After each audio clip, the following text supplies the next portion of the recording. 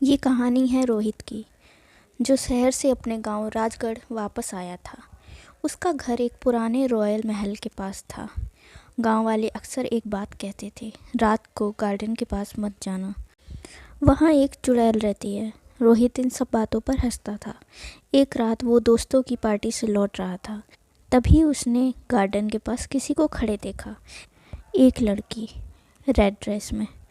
अंधेरे में उसका चेहरा आधा ही दिख रहा था। रोहित रुक गया। उसने पूछा, तुम ठीक हो? इतनी रात को यहाँ क्या कर रही हो? लड़की धीरे से उसकी तरफ मुड़ी। उसकी आंखें बहुत गहरी और अजीब थी। वो मुस्कुराई। मैं किसी का इंतज़ार कर रही थी, शायद तुम्हारा। रोहित को लगा शायद किसी शादी से आ रही होगी। उसने पूछा, नाम क्या है तुम्हारा? नैना। उस रात के बाद रोहित उस लड़की से मिलने लगा। हर रात, हर बार सेम जगह, सेम लाल लहंगा। रोहित को अजीब लगता था। वो कभी दिन में नहीं दिखती थी, कभी गांव में किसी ने उससे नहीं देखा, लेकिन रोहित उसके प्यार में पागल सा हो गया था। एक रात रोहित ने उसका हाथ पकड़ के कहा, नैना, मैं तुमसे शादी करना चाहता हूँ। नैना ने धीरे से उसकी तरफ देखा, फिर मुस्कुराई, और उस मुस्कान में कुछ गलत था। वो बोली, शादी? ज़रूर, लेकिन एक शर्त है। रोहित बोला, क्या?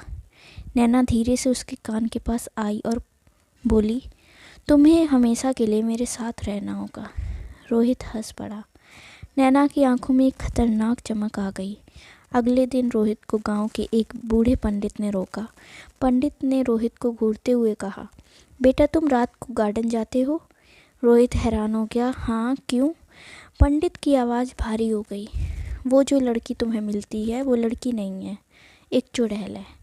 फिर पंडित ने एक पुरानी कहानी बताई। 10 साल पहले इसी गार्डन में एक लड़की की बेरहमी से हत्या हुई थी। उसकी शादी के दिन उसे धोखा देकर मारा गया था। उसकी रूह तब से बदले की आग में जल रही है, और तब से जो भी आदमी उसके प्यार में फंसता है वो कभी जिंदा नहीं बचता। रोहित को विश्वास नहीं हुआ। रोहित को ये सब बकवास लगा। उस रात वो फिर गार्डन गया। नैना वहाँ खड़ी थी, लेकिन आज कुछ अलग थी। हवा बहुत ठंडी थी, पेड़ बिल्कुल खामोश थे। रोहित ने हंसकर कहा, नैना, लोग कहते हैं तुम चुड़ैल हो। नैना ने कुछ सेकंड्स तक रोहित को घूरा, फिर वो धीरे से हंसने लगी। उसकी हंसी धीरे धीरे खौफनाक हो गई, और नैना बोली, लोग कभी कभी सच बोल देते हैं। रोहित का दिल रुक सा गया। वो बोला, मतलब? नैना धीरे धीरे उसके पास आई और उसका हाथ पकड़ लिया। उसके हाथ बर्फ़ जैसे ठंडे थे। फिर उसने कहा, तुमने शादी का वादा किया था, अब उसे निभाना पड़ेगा। अचानक हवा ज़ोर से चलने लगी, पेड़ हिलने लगे और नैना का चेहरा बदलने लगा। उसकी आंखें पूरी काली हो गई, बाल हवा में उड़ने लग गए, उसके पैर उल्टे मुड़ गए। रोहित का खून जम गया। वो चिल्लाया। नैना की आवाज़ अब इंसानी नहीं थी।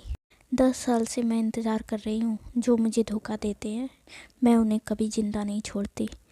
रोहित पीछे भागने लगा, लेकिन उसके पैर हिल नहीं रहे थे, जैसे ज़मीन ने उसे पकड़ लिया हो। नैना धीरे धीरे उसके सामने आ गई। उसका चेहरा रोहित के बिल्कुल पास था।